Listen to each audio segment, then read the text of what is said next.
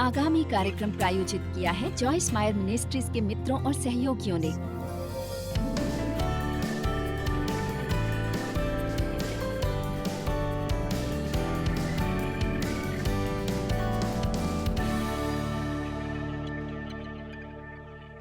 पिछले साल हमने प्रार्थना करनी शुरू की इस विषय पर जिसे मैं कहती हूँ जागरूकता का वरदान। ये वो चीज है जिसके बारे में मैं प्रार्थना करती हूँ। प्रभु, मैं आपको मिस करना नहीं चाहती। मैं नहीं चाहती कि आप मेरे जीवन में कुछ असाधारण चीजें करें और मैं ये सोचूं कि ये दुर्घटना है या नहीं, कि वो चाहते थे मैं करूं। पता है, हमें उस ओर जानने की जरूरत है जो परमेश्वर कर रहे हैं और उसके प्रति अनजान रहने की जरूरत नहीं। मेरा मानना है कि परमेश्वर सारा समय आपके लिए चीजें करते हैं और शायद आपने ये सीखा नहीं है कि कैसे इसकी ओर ध्यान देना है। मैं एक दिन प्रभु से कह रही थी, प्रभु अब वही चीजें क्यों नहीं करते जो आप किया करते थे? उन्होंने कहा, जॉयस मैं हर चीजें वही करता हूं, तुम बस इसकी आदी हो गई हो।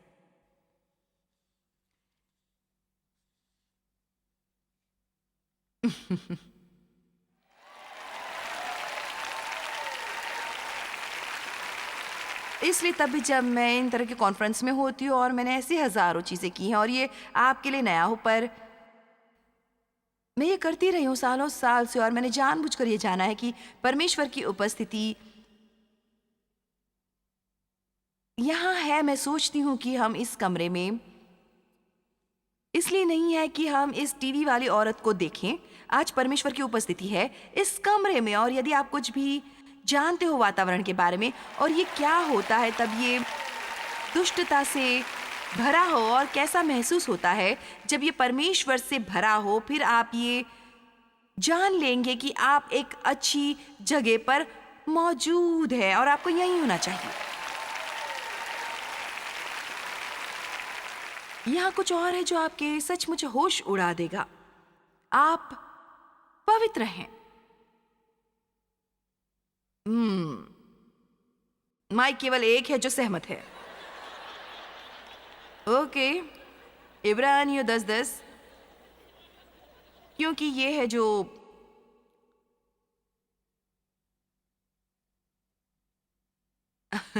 हम सोचते हैं, खैर यदि मैं इतनी पवित्र हूं तो मैं क्यों इतनी अपवित्र व्यवहार करती हूं। मैं आपको बताऊंगी, इब्रानियों 10:10 उसी इच्छा से हम यीशु मसीह के देह के एक ही बार बलिदान चढ़ाए जाने के द्वारा पवित्र किए गए हैं। ऐसा नहीं कि किए जाएंगे या हमें किए जाने की उम्मीद है। हम किए गए हैं। चलो अपने मन को निराश ना करो। हम पवित्र बनाए गए, शुद्ध किए गए और पवित्र किए गए उस चढ़ावे द्वारा जो एक बार ही चढ़ाया गया, यीशु मसीह के देह द्वारा। तो हम पवित्र नहीं बनाए गए अपने खुद के व्यवहार द्वारा, हम पवित्र बनाए गए यीशु मसीह की मृत्यु और पुनरुत्थान द्वारा, यदि हम उनमें विश्वास करें। पर क्या आप जानते हैं, उनमें बस विश्वास करना काफी नहीं है। बहुत सी बातें जिन पर विश्वास करने की हमें जरूरत है। हमें इस पर विश्वास करने की जरूरत है कि हम परमेश्वर में धर्मी बनाए गए। हमें ये विश्वास करने की जरूरत है कि हम पवित्र बनाए गए। हमें ये विश्वास करने की जरूरत है कि परमेश्वर हमसे प्रेम करते हैं। यदि हम व्यक्तिगत रूप से उस पर विश्वास ना करें, सेकेंड हैंड विश्वास कभी काम नहीं करेगा या आपके लिए काम नहीं करेगा सिर्फ इसलिए कि आपकी माँ विश्वासी है या सिर्फ इसलिए नहीं कि आपकी दादी विश्वासी हैं। आपको स्वयं से पूछने की जरूरत है कि आप किस पर विश्वास करते हैं। कि आप ये विश्वास करते हैं कि आप अपने सबसे संकट के घड़ी में भी परमेश्वर आपसे बिना शर्त प्रेम करते हैं और उनका आपके जीवन के लिए एक अच्छा प्लान है। क्या आपको विश्वास है कि जब आप अपना सबसे बदतर व्यवहार करते हैं या आप अभी भी मसीह में परमेश्वर की धार्मिकता है, और तब भी आपको इस पर विश्वास करने की जरूरत होती है, अपने अच्छे दिनों में नहीं। आप लोग आज मुझसे ज्यादा मेहनत करवा रहे हैं। इब्रानियों 10:14, क्योंकि उसने एक ही चढ़ावे के द्वारा, मुझे ये बहुत पसंद है, उन्हें जो पवित्र किए जाते हैं सर्वदा के लिए सिद्ध कर दिया है, हमेशा के लिए पूरी तरह, हमेशा के लिए पूरी तरह। यहाँ पर हमें कहना होगा कि मुझे ये मिल गया है। मुझे ये मिल गया है। ओह, और जानते हैं आपके पास है सामर्थ अपना सिर ऊंचा रखिए और अपने कंधे सीधे रखिए और इस तरह बाहर जाएं जैसे आप इसके मायने रखते हैं। परमेश्वर आप में रहते हैं। रुको, आप परमेश्वर का घर हैं।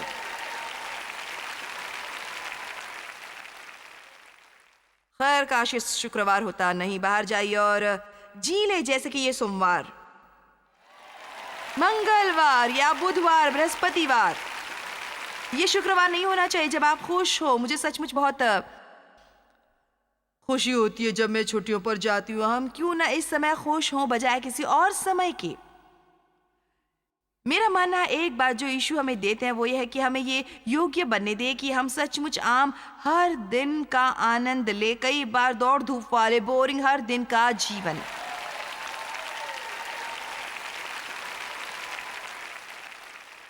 लूका 10:19 में लिखा है, देखो मैंने तुम्हें सांप और बिच्छुओं को रौंदने का शारीरिक और मानसिक शक्ति और योग्यता और शत्रु की सारी सामर्थ्य पर अधिकार दिया है और किसी वस्तु से तुम्हें कुछ हानि न होगी। मैंने तुम्हें दिया है। कोई कहे मुझे मिल गया है। अब उसके साथ ही बाइबल में लिखा है कि हम धर्मी ठहराए गए, हम स्वर्गीय स्थान पर बैठाए गए। तो हम दो जगहों पर रहते हैं। मेरे पांव इस मंच पर है, पर आत्मिक रूप से मैं स्वर्गीय स्थानों पर मसीह के साथ बैठी हूं। मैं स्वतंत्र हूं, क्षमा प्राप्त हूं, बुद्धिमान हूं, परमेश्वर की शांति हमारी है यीशु मसीह द्वारा, वगैरह वगैरह वगैरह। तो आप कभी वो उत्पन्न नहीं कर सकते जो आपको पता नहीं कि आपके पास है। तो मैंने पॉइंट 1 पर बहुत ज्यादा समय लिया है। ऑलराइट, खैर तब यदि मैं इतनी पवित्र हूं और इतनी अच्छी अवस्था में हूं तो मैं इतना बुरा व्यवहार क्यों करती हूं? खैर हम इस प्रक्रिया में हैं कि जो कुछ हमारे अंदर है उस पर काम किया जा रहा है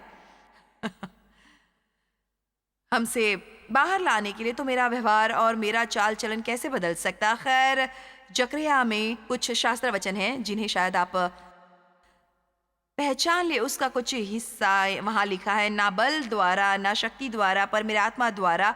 आप उससे परिचित हैं, ना बल द्वारा ना शक्ति द्वारा पर मेरे आत्मा द्वारा।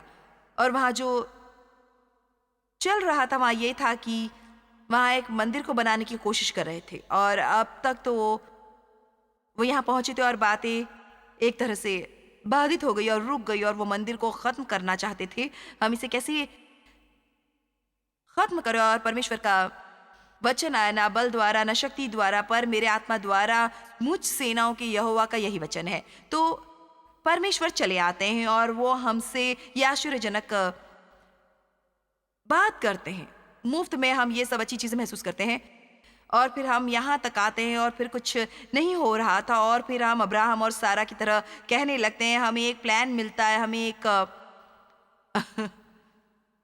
ब्राइट आइडिया आता है। खैर हमें यही करने की जरूरत है।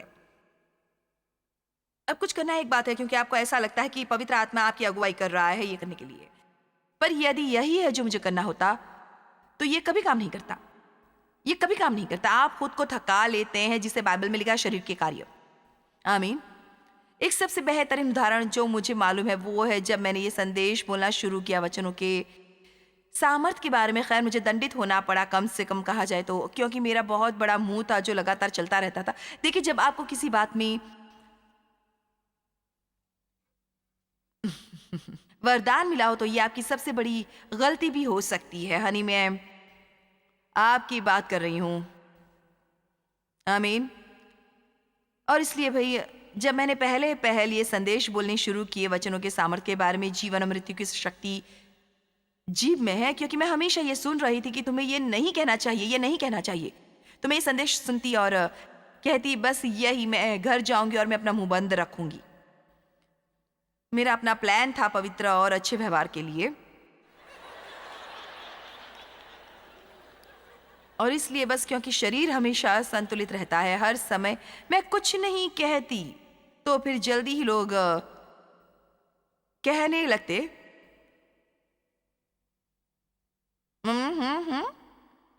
अहाँ, अहाँ, अहाँ, तुम्हारी समस्या क्या है? और फिर मैं सोचती बस बहुत हुआ। तुम्हें खुशी नहीं होती जब मैं बात करती हूँ, तुम खुश नहीं होते जब मैं बात करती हूँ, चलो भी अब। दूसरी बात जो मैं समझ नहीं पाती और मेरे ख्याल से ये आपकी मदद करेगा जानबूझकर, मैं जितनी खामोश रहती तो उतना ही निराश मैं महसूस करती और मैंने सोचा ये क्या है, मैं वो करने की कोशिश कर रही हूँ जो मेरा मानना है कि परमेश्वर चाहते हैं कि मैं करूँ, तो मैं इतनी निराश क्यों महसूस कर रही हूँ? तो ये है जो परमेश्वर ने कहा, तुमने अपना मुंह बंद कर लिया है पर अंदर से नहीं।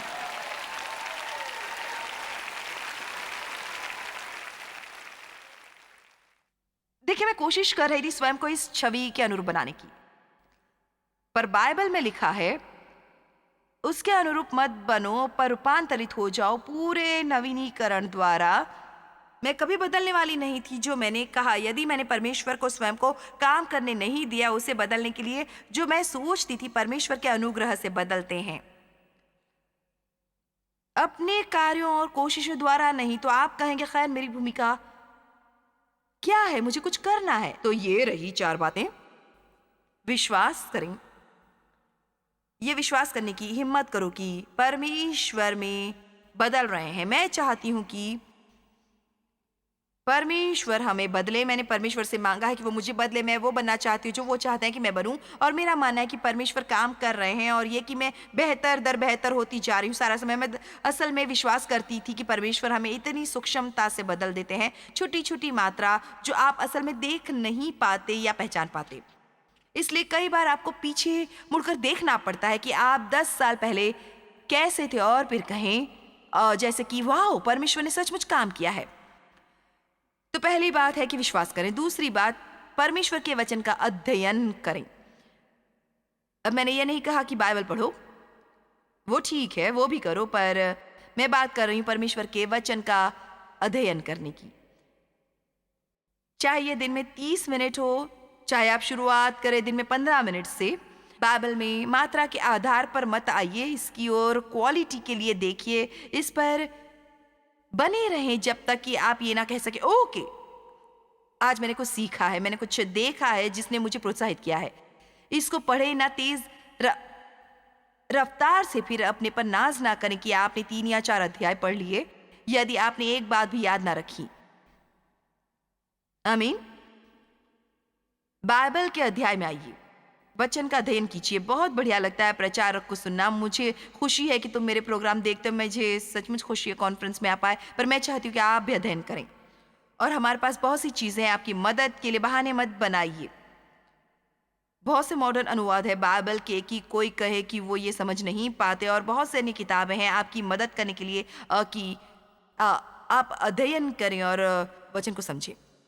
2 कुरिन्थियों 3:18, परंतु जब हम सबके उघाड़े चेहरे से प्रभु का प्रताप इस प्रकार प्रकट होता है जिस प्रकार दर्पण में, तो प्रभु के द्वारा जो आत्मा है हम उसी तेजस्वी रूप में अंश अंश करके बदलते जाते हैं। तो हम कैसे बदलते हैं? परमेश्वर के वचन को देखकर हम वचन में देखते हैं कि यीशु क्या है। हम देखते हैं जो हम नहीं हैं। हम कहते हैं प्रभु मैं चाहता हूं कि वो बदल जाएं। क्या आप मेरी मदद करेंगे? क्या आप मुझ में कार्य करेंगे? और फिर परमेश्वर काम पर लग जाते हैं। अब परमेश्वर के कुछ औजार हैं, आमीन, जिनका वो इस्तेमाल करते हैं, जो हमेशा हमें पसंद नहीं आते हैं। ओ प्रभु मेरी मदद करें सबको प्रेम करने में, मेरी मदद करो प्रभु, यहां तक कि मैं आप प्रेमियों को भी प्रेम कर सकूं। तो क्या आप सोचते हैं कि वो होगा? तो क्या तब परमेश्वर आपको प्यारे लोगों से ही घिर लेंगे? यदि आप सीखना चाहते हैं कि कैसे अप्रेमियों से प्रेम करना है, तब आपको कुछ अप्रिय लोगों के आसपास रहना होगा। ओ प्रभु मेरी मदद करें धीरजवान होने में। आपने बस एक समस्या मांग ली है।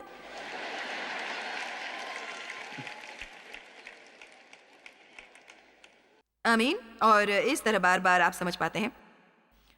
याकूब 1:21, मुझे ये शास्त्र वचन बहुत पसंद है। याकूब 1:21, इसलिए सारी मलिनता और बैर भाव की बढ़ती को दूर करके उस वचन को नम्रता से ग्रहण कर लो जो हृदय में बोया गया और जो तुम्हारे प्राणों का उद्धार कर सकता है। इसका मतलब नए सिरे से जन्मे जाने का सामर्थ्य नहीं है। आप पहले से ही नए सिरे से जन्मे हैं। आपकी आत्मा पहले से ही तैयार है। क्या तुम समझ गए? ये प्राण है जिसे अब उद्धार की जरूरत है। मेरा मन, मेरी इच्छा, मेरी भावनाएं। परमेश्वर अपना कार्य कर रहे हैं हमारी आत्मा द्वारा, अंदर से बाहर, हमारे प्राण में और अंत में हमारे शरीर द्वारा। खैर, संसार को कुछ लाभ मिल सकता है उससे जो मसीह ने हमारे जीवनों में किया है। वचन की ओर आइए एक विनम्र आत्मा के साथ। मुझे इसकी जरूरत है। मुझे इसकी जरूरत है। माइक और पेनी सेफर्ड मेरी शिक्षाओं में बैठी हैं करीब 30 साल से 32 से 33 साल। तो ये एक बहुत लंबा अरसा होता है किसी को सुनने का। और वो यहाँ बैठती हैं, नोट्स लेती हैं और वो एक्साइटेड हो जाती हैं। वो ऐसे व्यवहार करती है जैसे वो उन्होंने पहली बार सुना हो। और वो कहती हैं कि मैं हमेशा कुछ नया सुनती हूँ, मैं हमेशा कुछ नया सुनती हूँ। और एक बात जिसके लिए मैं हमेशा प्रशंसा करती हूँ वो ये है कि वो हमेशा सुनती है, वो कोशिश करती है उसे अपने जीवन में, व्यवहार में लाने की। आप देखिए, हमें इस पर पार पाना होगा कि बस मीटिंग में जाना है, बस मीटिंग में जाने के लिए। पता है, आप अपना समय व्यर्थ गवा रहे हैं आकर। यदि आप घर जाकर उसे करने की मंशा नहीं रखते। देखिए, बात दरअसल यह है, आप शायद इस सप्ताहांत पता लगाएं कि आपके कुछ आसपास लोग हैं जिन्हें समस्या है जो आपको पता भी नहीं है। जब आप यहाँ अंदर आए, आप सोचिए, अब आप जिम्मेदार हैं। हमें एक अलग किस्म का अनुग्रह मिलता है जब हम अनजान हों, पर जब आप स्वीकार करने योग्य हो। और इसका यह मतलब नहीं कि आपको घर जाना होगा, बदलने की कोशिश करनी होगी, पर इसका मतलब यह है कि आप घर जाएं और अब आप परमेश्वर से संजीदा हो जाएं और कहें, ओके, मैं सचमुच अपने जीवन के क्षेत्र में दंडित हुई। अब प्रभु, मैं इस तरह नहीं रहना चाहती। आप मुझे वहां एक मकसद के लिए लेकर गए, मुझे आप में विश्वास है। हेलो, यदि आपका बड़ा मुंह है तो आपको प्रगति का अध्ययन करने की जरूरत नहीं।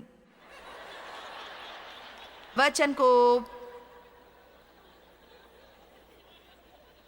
दवा की तरह ले। यदि मुझे सर दर्द है तो मैं अपने सिर पर बैंडेड नहीं लगाती।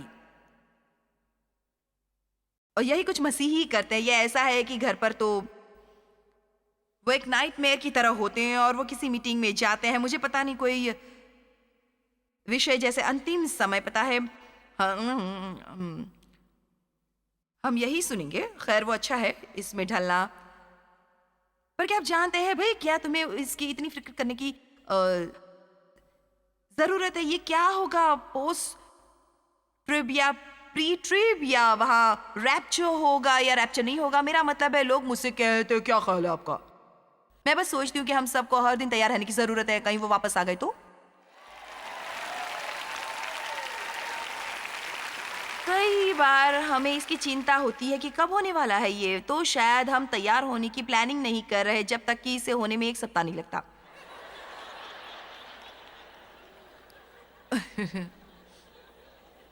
वो अभी भी आ सकते हैं, मुझे इसकी परवाह नहीं। मैं जितना भी तैयार हूं उतना ही तैयार होंगी 20 साल बाद भी, क्योंकि एक ही तरीका है जिसके जरिए मैं अंदर जाऊंगी, वो है यीशु।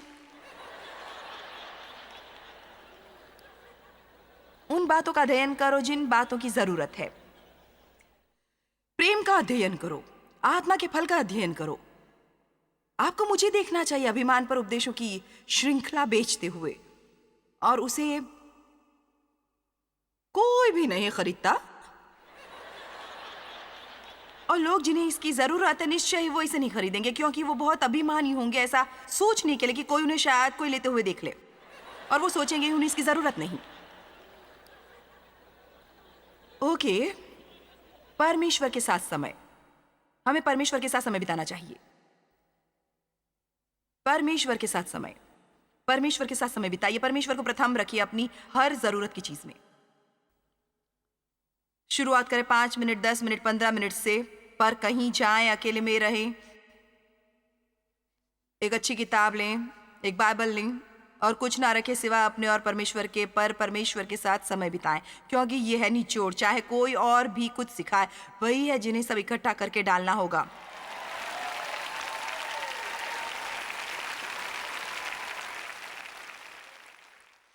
और फिर सीखे पवित्र आत्मा की अगुवाई का पालन करना। आप कहेंगे खैर जो अनुशासन और आत्मनियंत्रण, सही चुनाव करना, वो करना जो सही है, चाहे तुम्हें ये करने का जी चाहे या नहीं, इनके बारे में क्या? देखिए, एक बात जो इसके बारे में मुझे पसंद है, ये पूरी बहाली वाला मामला, इसके बहुत से हिस्से हैं। एक हिस्सा है जो केवल परमेश्वर कर सकते हैं, एक हिस्सा है जिससे वो मुझसे अपेक्षा रखते हैं। मैं कुछ कर सकती हूँ लेकिन परमेश्वर के बिना कुछ नहीं। आपको उनसे ही मांगना होगा। कुलुस्सियों 3:5। ये शायद जुदा होने के लिए अच्छा शास्त्र वचन ना हो, पर फिर भी मैं आपको बताऊंगी। इसलिए अपने उन अंगों को मार डालो जो पृथ्वी पर है, अर्थात व्यभिचार, अशुद्धता, दुष्कामना, बुरी लालसा और लोभ। खैर वही वही वही वही मुख्यतः ये कहा गया है कि शरीर को मार डालो। मुझे वो अनुग्रह वाला भाग ज्यादा पसंद है। मुझे वो भाग बहुत पसंद है कि परमेश्वर वो मेरे लिए कर रहे हैं। मुझे वो विश्वास का भाग पसंद है, तो वो मारने वाली बात मुझे ये पसंद नहीं। क्या मतलब है इसका?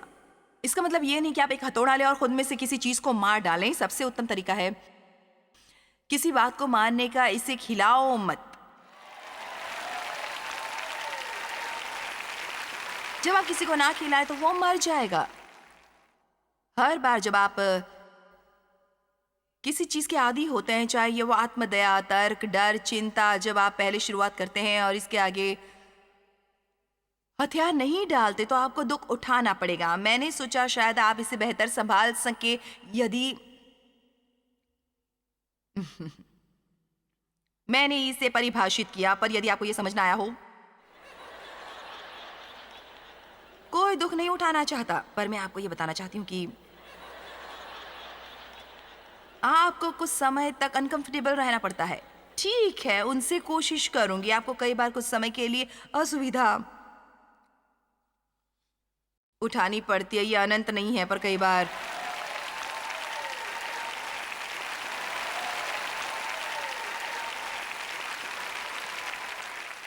आपको कुछ देर के लिए अनकंफर्टेबल होना पड़ता है और आप अपने शरीर पर चाहे दौरा पड़ने दें, पर बस अपने शरीर से कहे मैं तुम्हें खिला नहीं रही। यही बात थी जब मुझे पता चला कि मुझे सिगरेट पीना, और मैंने तब से धूम्रपान करना शुरू किया था जब मैं 9 साल की थी और सिगरेट पीती रही। और जब मैंने बाइबल सिखानी शुरू की और लोगों से छुपाने लगी सिगरेट पीना, मैंने सोचा कि शायद इसे बदलने की जरूरत है। ऐसा नहीं है कि बहुत से अन्य बातों से सिगरेट पीना ज्यादा बुरा है। असल बाइबल में तो जरूरत से ज्यादा ना खाने के बारे में, बजाय उन सब चीजों के जिनसे बढ़ा चढ़ाकर बताते हैं। खैर काश मेरे पास 1 घंटा और होता आपके पीछे लगने का। आप सुनिए, अब आप जानते हैं क्या? मुझे बहुत गुस्सा आता है जब किसी को बहुत आसानी से मिल जाता है और मुझे दुख उठाना पड़ता है। देव सिगरेट पीना छोड़ना चाहते थे क्योंकि हम दोनों सिगरेट पीते थे, और उन्होंने कहा खैर मैं तब तक पीता रहूंगा जब तक परमेश्वर ये इच्छा निकाल नहीं देते। वो अगले दिन उठा और कहा मैं और सिगरेट नहीं पीना चाहता। खैर हनी मैं नहीं, मुझे दुख उठाना पड़ा। अब देखिए, हर किसी को एक ही तरीके से ये नहीं मिलता।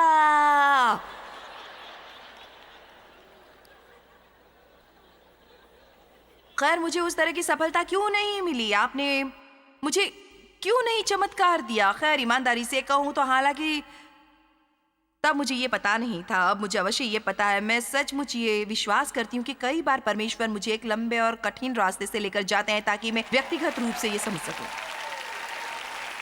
और आपकी एक तरह से मैं प्रभु सेवा कर सकूं, तो सचमुच आपको समझ आ सके। और मैं बहुत ही अनकंफर्टेबल थी पहले कुछ दिन ये बहुत ही भयानक था, फिर 1 हफ्ते के बाद ये थोड़ा और बेहतर हुआ, 2 सप्ताह के बाद ये थोड़ा और बेहतर, 30 दिन के बाद मुझे अब सिगरेट पीने की कोई समस्या नहीं थी। मैं कुछ देर तक अनकंफर्टेबल रही, पर अब मैं 40 साल से इससे आज़ाद हूँ। तो आप किसी भी चीज़ से आज़ाद हो सकते हैं यदि आप विश्वास, अध्ययन, परमेश्वर के साथ समय बिताने में, पवित्र आत्मा का नेतृत्व पाने में और इच्छुक होने को राजी हो। यदि परमेश्वर आपको ले जाते हैं कठिनाई की ओर, एक लंबे रास्ते से आपके शरीर को ले जाते हुए, और आप काफ़ी देर तक कंफर्टेबल नहीं होते, क्योंकि आप दूसरी ओर निकलेंगे कंफर्टेबल होकर। आमीन। परमेश्वर बिना शर्त प्रेम निश्चय ही हमारा जीवन बदल देते हैं, और साथ ही हमें इच्छा उत्पन्न करते हैं कि स्वयं को अनुशासित करें और परमेश्वर के वचनानुसार सही फैसले लें। हम सबको बदलने की ज़रूरत है, पर कई बार बहुत कठिन होता है परिवर्तन से गुजरना, बहुत ही मुश्किल। आप इसे गुजर जाएंगे और आप बेहतर रूप से बाहर निकलेंगे। जॉयस मायर मिनिस्ट्रीज में आप हमारे लिए बहुत ही कीमती हैं, जितना कि आप जानते हैं। हम आपकी सराहना करते हैं और इस सेविकाई को दुनिया भर में संभव बनाने के लिए हम अपने दोस्तों और सहभागियों को धन्यवाद देते हैं। हम साथ मिलकर भूखों को खाना खिलाते हैं, गरीबों को कपड़े देते हैं और कई देशों में सुसमाचार बांटते हैं। अपना प्रार्थना निवेदन भेजने के लिए कृपया आज ही संपर्क कीजिए। हमारे स्रोतों के बारे में और भी जानिए। जॉयस की सभाओं की सूची देखिए हमारे साथ सहभागी बनने के लिए, क्योंकि हम दुनिया भर में मसीह के प्रेम को बांटते हैं।